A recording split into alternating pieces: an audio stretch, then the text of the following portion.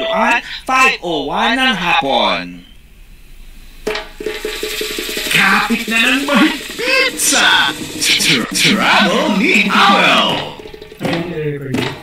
At sa ating pagpapatuloy dito po sa Travel ni Awel, makakasama naman po natin ang namamayagpag din content creator na si Creature. Ano kaya ang nakikita pag nasa taas na ng tuktok? Malalaman natin yan. Kaya welcome on board, Eric Escala! Hi, Eric! Hello po sa viewers at listeners po ng Travel ni Awel. Good afternoon po sa inyo lahat. Yan, good morning, good evening naman sa ibang panig ng mundo na live din na papanood sa atin. Kuya Eric, napaka-creative nung pagkaka-create mo ng Creature. Paano mo to naisip? Noong una kasi, ang pangalan ng channel ko, Creative. So, marami na ako nakikita na palagi may tip na kadugtong. So, may nakaisip ako ng why not pagdugtong ko yung i-jump ko yung pangalan kong Eric, which is Gray. Tapos yung adventure, which is yung lagi kong ginagawa adventure. So, doon ko naisip na why not Creature para maganda mong pakinggan. Maganda rin kasi you create great memories and you create great videos and sceneries. Diba? Ayun o. Kwento na natin. Ano ba yung mga kinakahiligan mong puntahan? At close to nature ka talaga. Yes, Papa. So, bilang content creator po na po sa adventure po, marami na rin po ako napupuntahan ng mga falls. Yeah. So, hindi lang mga falls, pag na-visit niyo po yung channel ko, sa YouTube tsaka sa Facebook page ko na Creature, makikita niyo po na iba-ibang lugar po na pupunta ko. Nandiyan po yung falls, dagat, yung mga historical site. So, iba-iba po yung mga tinatakal ko po dun sa channel ko. Since falls for you ang ating topic ngayon, ibang lugar na pupuntahan natin. Kanina ang dami na, ang ganda ng buhos ng tubig. Sa Quezon, Mauban, Alitak Falls, di ba naman? Oo, paano ka nabighani doon? Kwento. Alitak Falls po, yes. Ang ganda. Alitak Falls po, napakaganda po dyan. Highly recommended ko po yan. Yan po yung pinagmamalaki ng mga Maubanin sa Mauban, Quezon. Napakaganda po ng lugar na yan po. Correct. At narinig ko nga na ikaw daw ay isang drone operator din. Ang ganda ng movement ng camera mo, ang iyong cinematography. Nakaka-vertigo, ha? Sa ganda. May paikot-ikot. At tumambling ako dun, ha?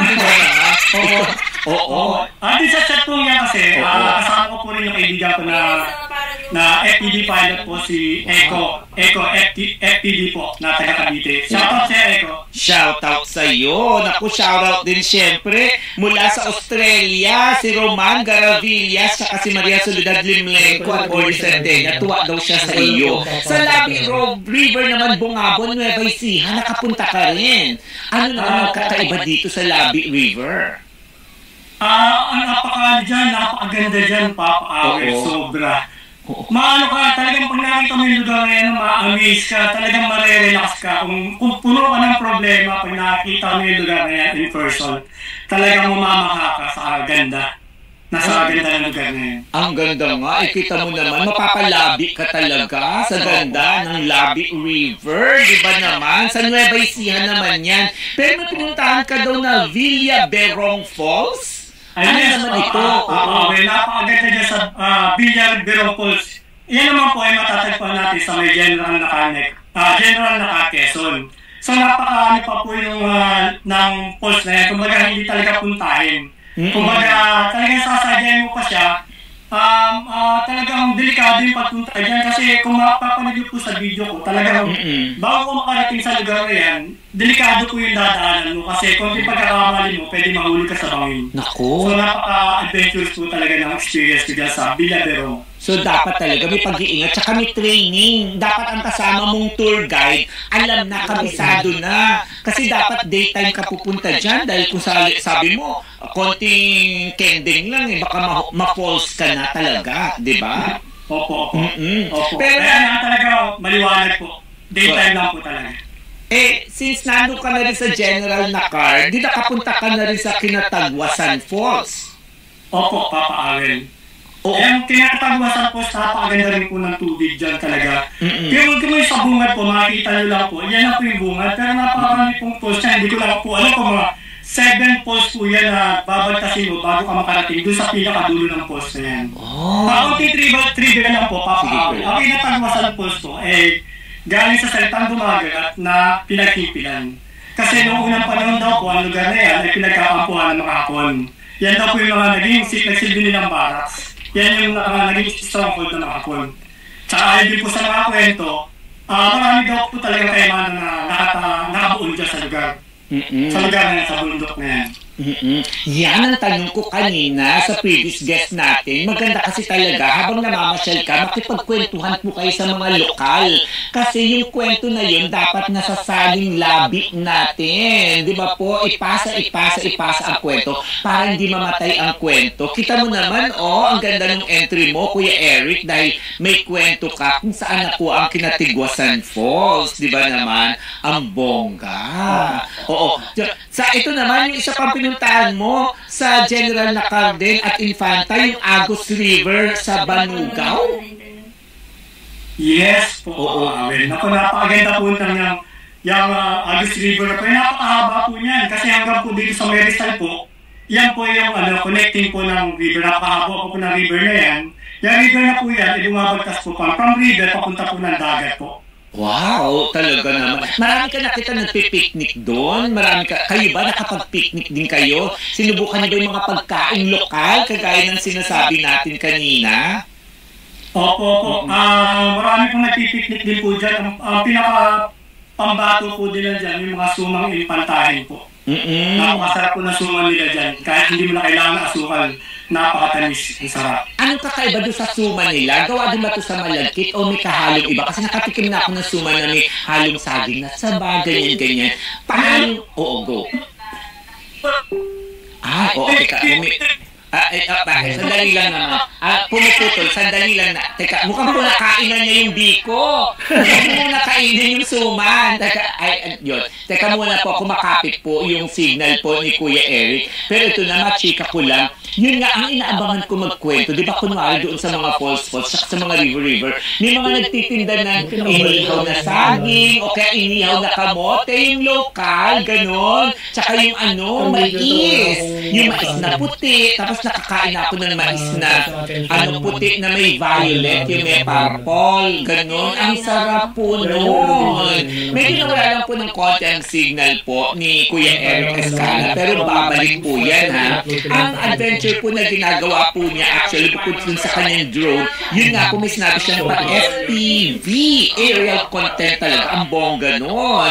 Tsaka yung pagkukwento, yun yung magandang baon ni Kuya Eric. Kuya Eric, marino na ulit signal. Ayan, naputo lang kanina. Ang dami mo kasing fans dahil umabot na ng almost 1,900. Wow, followers natin sa YouTube lang. Wala kayong sa radyo, sa teleradyo. Eto na, Kuya Eric, meron ka bang nakita din doon na meron ka rin ba nakakita doon yung kumakain, nagtitinda ng inihaw na kamote, saging, mais, yung mga lokal na pagkain? At gaano kakaiba yung suma na kinukwento mo? Yes po. Marami po dyan yung mga lokal na mga pagkain. Dyan din po nakakain mga exotic food minsan may mga bayawak, mga exotic food, ahas. Yun, may marami rin dyan ganyan dyan sa general na matitikman ka. Meron pa silang mga kohol hindi ko lang, nakalimutan ko yung talagang tawag sa kohol napakasarap ng kohol na yun. Correct, oo. Naku, napakasarap ng kwentuhan natin, Kuya Eric, dahil ang dami mong pa-entry. At saan naman ang next destination mo matapos mong puntahan yung mga napakagandang mga lugar na ito? Yes, Papa Awel. Ito kasi, itong October, nagbabala kami magmapanuepe at Cotton Mines. So, kung alin parang hindi pa rin finance, pero yun po yung nakaschedule namin pupunta ngayong October. Bongga naman yan. Nakakatuwa naman yung mga aabangan pa namin sa October, Kuya Eric. Kuya Eric, bago kita ipag-promote, gusto ko lang kitang saluduhan, hindi lang dun sa mga pa-entry mong napuntahan at mga kwento mo. Maraming salamat kasi yung background mo, gumawa ka pa talaga ng art card ng travel ni Awel. Maraming salamat naman. number ka, kuya. Pa-picture ka, tapos i-post mo, ha? Tapos sa mga fans po ni Kuya Eric, maraming salamat sa iyo, Kuya Eric. Kaya sundan po natin ang creature po niya. Please promote your social media account, Kuya Eric. Yes, opo. Sa mga televiewers po and listeners po ng Travel ni Awel, ini-invite ko po kayo na mag-subscribe sa channel ko sa may Creature, tsaka sa Facebook page ko na Creature din po, sa Instagram and TikTok po. Shoutout po pala sa mga family po namin sa may Batangas, mga Escala family, Untalan family, sa Mauban Quezon po, yung mga Almacen po, mga Doroha family po na nasa UK, yung mga pinsan ko po, mga Untalan family po, mga tiya ko, Tiya Escala, nanay ko po nanonood po dyan sa may General Car po, sa Tisali ko po, tsaka sa Team Creature po, yung family ko po, kasi doon sa mga travel ko po, lagi po kasama yung family ko po. Shoutout po sa inyo lahat, tsaka yung mga office mate ko po dyan, Chad, Alberto family po, Pesan, Sheila, Lara, shoutout sa inyo, Ma'am Jane, hi. Yay! Maraming salamat at natutuwa ako, hindi lang po yung background ni Kuya Eric Escala ang nakikita natin. Marami rin siyang kasama sa room, kaya mag-ingay ang mga kasama ni Kuya Eric dyan! Yay! Kaway naman din at palakpakan, Kuya Eric Escala. Creature, maraming salamat po. God bless! Yan po, di ba naman po? Thank you sa iyo, Kuya Eric Escala. Nakakatuwa ka ng mga entries at kwento, ha? Kaya idiretso na po kagad natin mula po sa Creature. Naku, eto naman po. Ito po yung laging nagtatravel sa iba't ibang bansa. Nakakuha na kaya